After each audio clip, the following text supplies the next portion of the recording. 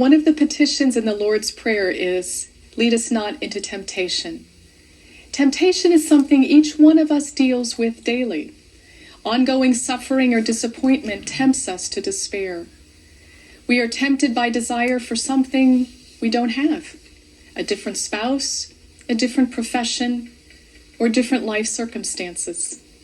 Sudden or uncontrollable changes in life tempt us to unbelief. Jesus, too, was tempted. He was tempted in the wilderness by Satan before his ministry began. This temptation of Jesus is familiar to us. However, as Susan Garrett explains, the wilderness experience was only one time of temptation for Jesus. He was also tested by his human enemies. He was tempted in Gethsemane to turn away from the cup of suffering, to take an easier path than that of the cross.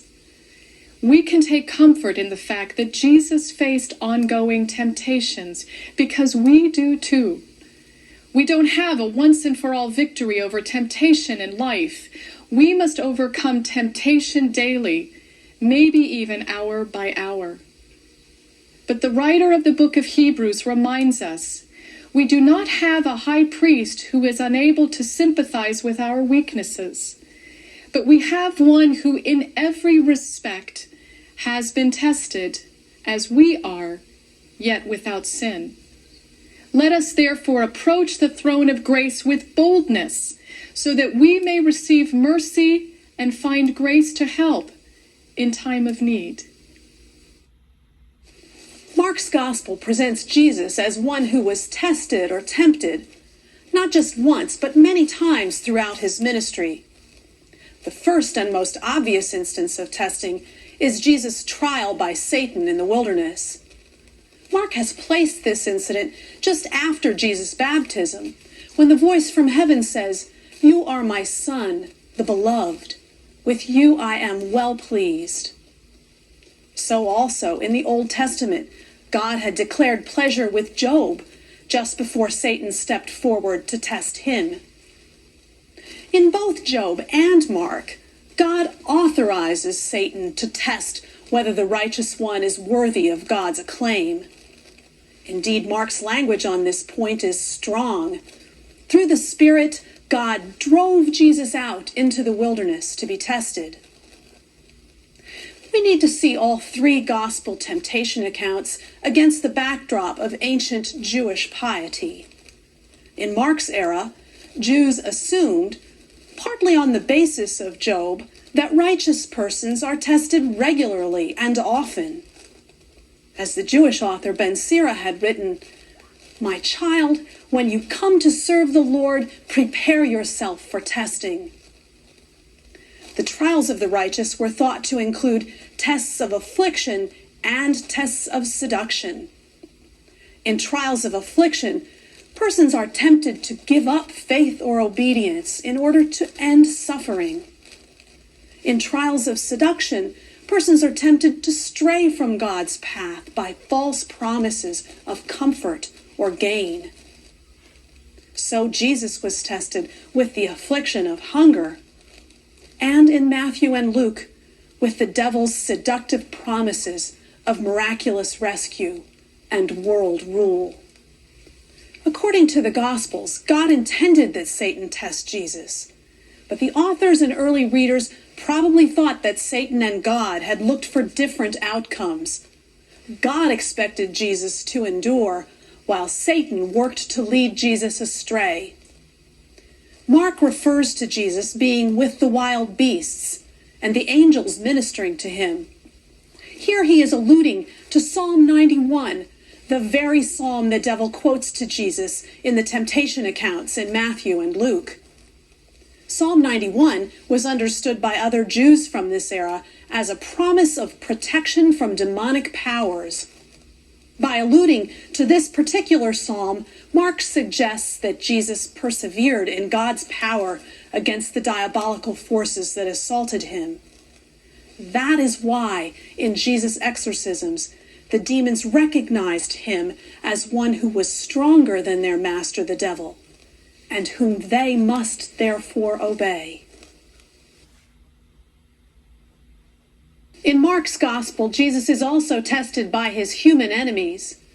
The Pharisees and Herodians set verbal traps for him. Jewish and Roman enemies test Jesus by putting him through judicial trials and then afflicting him with torture and finally death. As Mark and early readers considered Jesus' patient endurance of all these trials, they may have recalled the story of another righteous man, as told in the Jewish apocryphal book, The Wisdom of Solomon.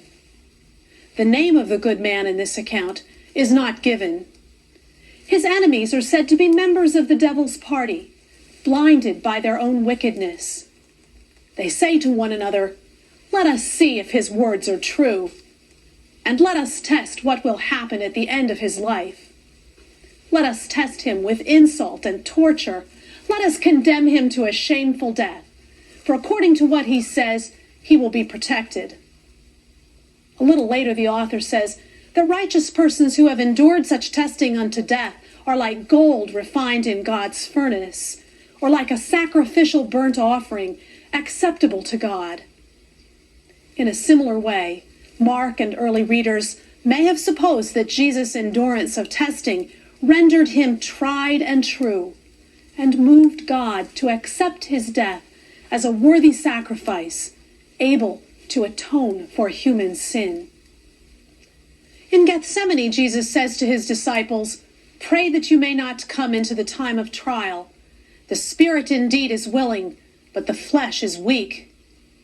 He is giving them instructions that he himself has heeded, for he has just prayed, and here he is entering into his most severe time of trial. The tests before rulers and mocking Roman soldiers culminate in Jesus' suffering on the cross, when he cries out, my God, why have you forsaken me?" These words in Mark's Gospel are disturbing to many Christians, because the words make it sound as though Jesus has failed his tests by losing his faith. But I believe that many early Christians would have seen Jesus' cry of dereliction, of abandonment, as a proof of his abiding faith. For his words are in the form of a prayer taken from Psalm 22. Jesus feels as though God has abandoned him, and yet his words show that he has not abandoned God. He is indeed God's Son, just as the voice proclaimed at his baptism, but now he is tried and true. Satan has failed utterly to lead Jesus astray from the way of the Lord, and so Jesus' freely offered sacrifice is acceptable to God. The Gospel writers teach that prayer is the means by which disciples should confront temptation. It is right and good for Christians to pray, not to come into the time of trial. And God has power to grant that petition. But the disciples' final word must be that of Jesus. "Father, not what I want, but what you want." For sometimes God does not will to take away the cup of suffering. Outside the Gospels, Jesus' endurance of testing is held up as a model for Christians to emulate. For example, 1 Peter recalls Jesus' patient endurance of affliction and trust in God, and exhorts readers to follow in his steps. Hebrews tells us that Jesus' own experience of testing gives him special empathy for us when we are being tested. The message of the Gospels and these other New Testament writings is that we can be confident when we face our trials, for Jesus has broken the power of sin that binds us, and he will empower us with the very same Spirit of God that empowered him when he suffered on our behalf.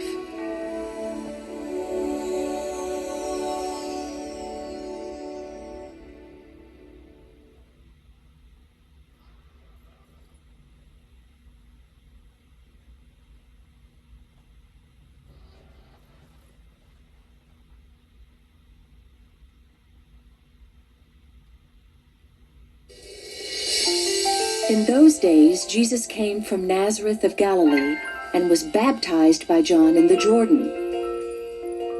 And just as he was coming up out of the water, he saw the heavens torn apart and the Spirit descending like a dove on him. And a voice came from heaven. He's the one. You are my Son, the Beloved. With you I am well He's pleased. the one. Then Jesus was led up by the Spirit into the wilderness to be tempted by the devil.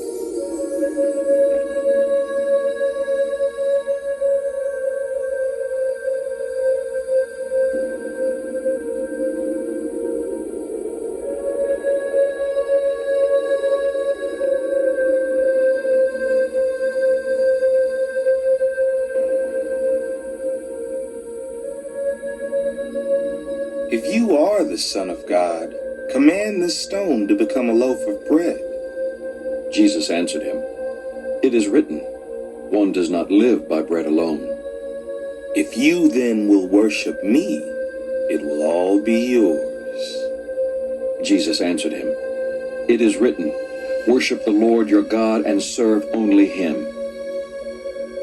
If you are the Son of God, throw yourself down from here. Jesus answered him, "It is said, do not put the Lord your God to the test." When the devil had finished every test, he departed from him until an opportune time. The Spirit of the Lord is upon me because he has anointed me to bring good news to the poor. He has sent me to proclaim release to the captives and recovery of sight to the blind, to let the oppressed go free, to proclaim the year of the Lord's favor. He's the one.